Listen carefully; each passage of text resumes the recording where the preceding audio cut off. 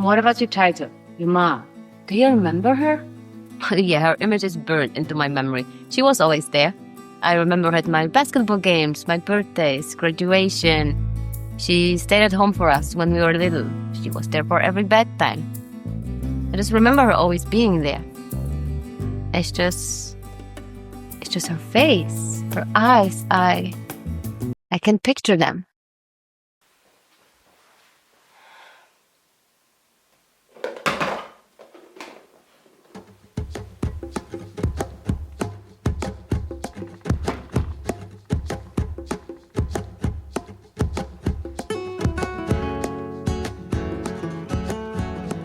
I locked my phone away for 30 days. I put it in a container and I'm keeping it still on a kitchen counter. I only use it for WhatsApp to call my family back home. Google Maps is necessary and Vinted because I'm decluttering, selling a bunch of stuff. Other than that, no social media at all, no scrolling.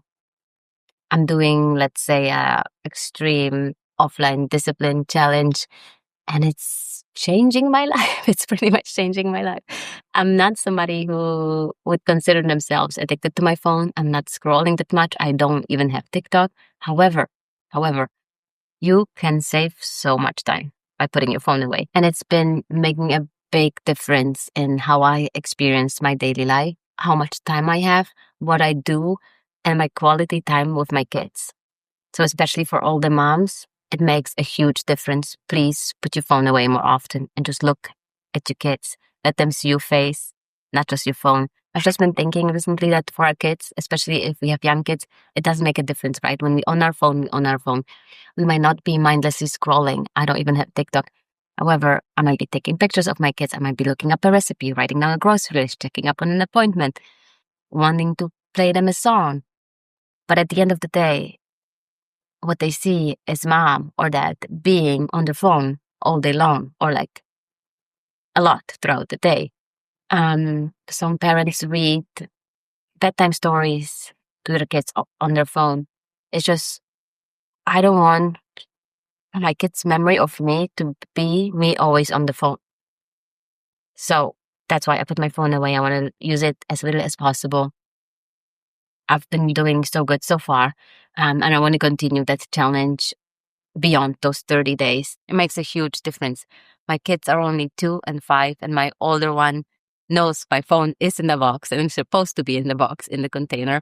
So whenever I pick it up, because I want to call somebody or somebody is calling me, he right away says, "Oh, put your phone in the box." He noticed the difference big time. Even though, like I said, I don't feel like I was glued to my phone. It's just we reach for it so much throughout the day that I feel like putting it in the container brings me back to reality. Is it like the one extra step you have to do? You have to, if you want to reach for your phone, you have to actually go to that place where you put your phone away, open the container, open the box, wherever you put it away, and take it out. That takes like mental effort, a decision that is a decision. You give yourself this little bit of extra time to make the decision. Okay, I'm gonna get my phone now. I'm getting my phone now. I'm really getting it. I'm opening the box. I'm really gonna get it. As opposed to just constantly having your phone next to you or even in your hand, in your pocket, and just whatever you need, or you're bored for a second because you're building blocks with your 2-year-old, but they're busy building. They forgot you even there, or it seems like they forgot you even there. So you just reach for your phone. As opposed to you getting up, going to the box, opening the box, getting your phone now. You know what I mean? So it makes a huge difference actually putting it away, not just deciding, oh, I'm going to use it a little bit less. So that's super helpful. Nobody wants to compete for attention, especially with a phone. Look into your kids' eyes and just think about what kind of childhood do you want them to have? And what goes with that? What kind of motherhood do you want to have? How do you want them to remember you? How do you want them to remember you? And that does not mean that we should always just be there, play with them exactly how they want and stare in their eyes all day long. We got to get stuff done. We are own people. We want to do stuff, of course. But I want my kids to remember me reading an actual book, writing down recipes, looking up recipes in the book, picking up my actual camera to take pictures of them, playing with something tangible, not just being on my phone all day long. Putting my phone away is giving me so much extra time and little pockets of me time and calm time where I can write stuff down. And also big one, I feel way more creative and I feel like creating videos, short form, long form, everything. I have more ideas and I feel just more at ease doing so because I don't have the input. I don't have the input of use this hook, don't use short form. Yes, use short form. Trendy audio, no audio, this or that. Like I don't have zero tips, advice, must do, don't do, none of it. And even if I would not be seeking out that advice, I would probably knowingly or not imitate somebody, even just the way they dress or look or their camera angle. Because if you just constantly consume, it's pretty hard to then come up with something on your own. Not saying that me right now talking to the camera is something unique or innovative. Absolutely not. But it's just me. It's just me doing it, right? Like me being how I am, talking how I talk, dressing how I want to dress. It's just me being it and doing it how I feel like doing it at this moment without any input, pressure, none of that from other creators. Which is wonderful, So putting your phone away, consuming less will definitely make you more creative. Doesn't mean you have to film content, obviously not. Whatever you like to do, I guarantee you will feel more creative and just more drawn to what you actually like doing and want to do and get stuff done that you have to do.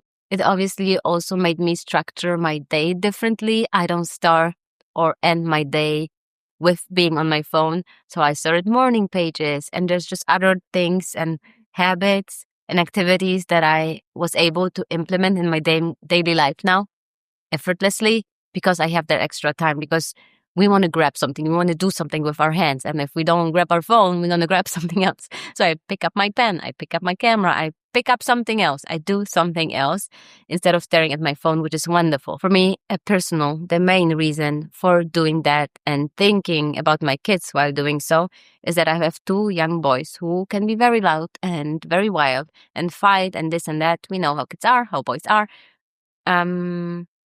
And I don't want to get easily overstimulated by them. I don't want to believe, think, feel that kids are too much, that they're too loud, that us moms cannot handle them, right? That we cannot handle all the noise and all that goes with having kids. And we as moms get overstimulated. Absolutely. Overstimulation is such a real thing. But I don't want to believe, I don't want to think and feel that my kids are the problem. They are too wild, too loud, that I just cannot handle them. I just don't believe that to be true. I think we have too much on our plate. I think we carry too much on our shoulders, too much input, too much anxiety, worries, noises, problems, bad news, good news that are not even ours to carry. And I think for a lot of us, a lot of that comes from consuming content, comparing ourselves to other people's lives. So there's stuff that we look forward to, that we want to achieve, that we admire, which we wouldn't even know about if we would not be on social media. There's stuff we want to get and buy because we saw somebody else having it. There is stuff that we envy. Obviously, there's all the negativity, all the awful, cruel, unjust things that happen in the world. Not saying you should be ignorant to news and everything that is happening, but I don't believe it's healthy and it's good, and especially as moms of young kids, I don't believe it's good for us to consume all of that and carry that, all that. Some of it makes us angry. Some of it makes us anxious. Some of it makes us sad, even depressed. I don't believe it's healthy. It's good for us to take all of that in, carry that load, the anger, the anxiety, the worries that we feel through consuming content, carry that, and then our kids start being very needy or scream, fight, whatever they do. They're just being little kids. They're doing exactly what they're supposed to do. They're being little, loud, noisy, wild, fun, exploring, curious, creative beings. And we snap at them because we overstimulated. No, like for me, that's an absolute no-go. I don't want that to be my reality. And I'm the first one to say I'm not the super chill mom that I wanted to be. I work so hard of disciplining my mouth. And if I have one prayer that I keep praying is for God to just guard my lips, guard my mouth. I do want to only speak life over myself, my circumstances, my family. I don't want to be a complainer. I don't want to be snapping at people. I don't want to I just want to control my tongue. And, we're supposed to speak only what benefits those who listen according to their needs. I believe that, and I believe it's beautiful. I believe we should know when to shut up, when to stop speaking, and definitely not snap, and definitely, most certainly not snap at our kids. Not even just snap, but just either be unkind or impatient or rushy or not understanding or not present or not look in their eyes because we feel like they're just too much, too loud. They ask 5 times already. So what? Let them ask 50 times. They're 2, 3, 4, 5 years old. They're acting exactly how they're supposed to act. Are we acting the way we're supposed to act? Are we being the moms we want to be? And no, I'm not talking about being perfect. It's not just the phones. There's so many other things that influence the way we are, feel, think, how our days are going, what overstimulates us, what worries us. It's not just the phones. However, I do believe as moms, putting our phones away more often, being present, consuming less, creating more, using more of tangible items, books, DVDs, CDs, vinyls, drawing with our kids, whatever it may be, being more present, or just doing nothing without looking at our phones will make us enjoy our motherhood more, our lives more. And if we enjoy our lives and our motherhood, guess what? Our kids will have a better childhood. They will enjoy their childhood more. They will feel more connected to us. And they will more likely remember what our faces looked like and the color of our eyes. And that we were not just there in the rooms, but that we were actually present. They were able to look at us and see comfort in our eyes, see the love, see the fun, see the laughter, see the pain, see all of that in our eyes. I believe the topic is so relevant, so important. Just another example came into my mind right now. I've seen a video of like friends of family.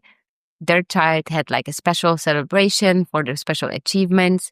And there was this little video of the celebration. The child was on the stage, kind of looking proud, kind of looking just shy and scared. I'm not crying, I just have to cough. In that video, you can also see the parents in the crowd, in the audience. And guess what? Both of them are like that, with their phones in front of their faces, literally covering their whole faces, filming their daughter on stage. Which I understand, it's special. But what does the child see? They cannot connect with the eyes of the mom, seeing the comfort, the love that they might need in the moment, the proud eyes of the mom cheering up. No, they see the phone. So whenever you can, just pick up a normal camera, put it on a tripod, let it be there. If it's a special celebration, if it's even a birthday or something a little bit more insignificant, have somebody else film it, have the camera on the tripod, or just skip the filming altogether and just let's be more present. I want my kids, when they look for me in the crowd, I want them to be able to connect with my eyes. Not just think, oh, I recognize mom's jacket. I think that's her behind that phone. Isn't that sad? That's actually so sad. And we are all guilty of that. Anyway, that's it for today's video. Give it a try. Put your phone away if you feel like doing so. If you feel like you might be on your phone a little bit too much, or you want to pick up an actual book, pick up a pen more often, especially around your kids. I'll see you in the next one.